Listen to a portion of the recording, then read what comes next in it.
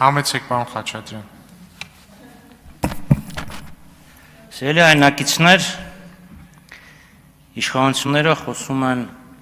խաղաղության մասին, սակայն չեն կարողանում բերել մի որևէ օրինակ, երբ երկու երկրների միջև հաստատում է խաղաղություն, բայց զավթիչը իր զավթիչ զորքերը երկրից, մյուս երկրից չի հանում։ Չեն կարողանում նշեն մի որևէ դեպք, երբ երկրներից մեկը շարունակում է շրջափակման մեջ պահել մյուս երկիրը։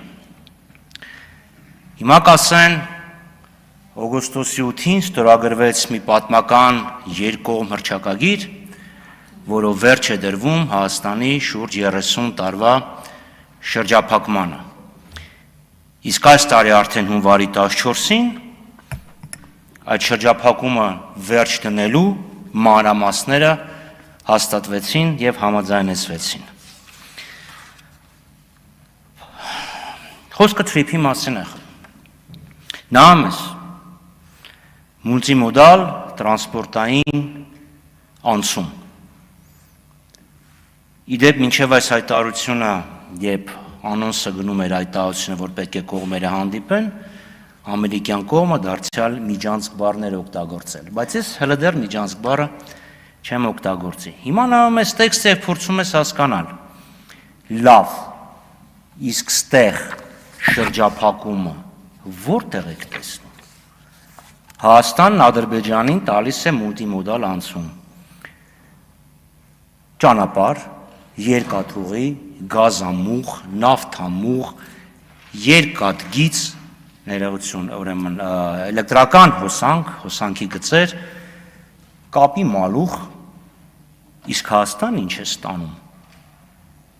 Սրանով ինչպես է ճեղքվում Հայաստանի շրջափակումը, երբ ոչ այս թղթի մեջ, ոչ օգոստոսի 8-ի թղթի մեջ որևէ ակնարկ չկար, որ Ադրբեջանը Հայաստանին տրամադրում է անխոչնդոտ անցում։ Ինչ որ անորոշ փոխադարձ առավելությունների մասին է խոսք։ Որպեսզի Հայաստանի շրջափակումը ճեղքվի, սրա հետ զուգահեռ առնվազն նույն մանրամասներով եւ նույն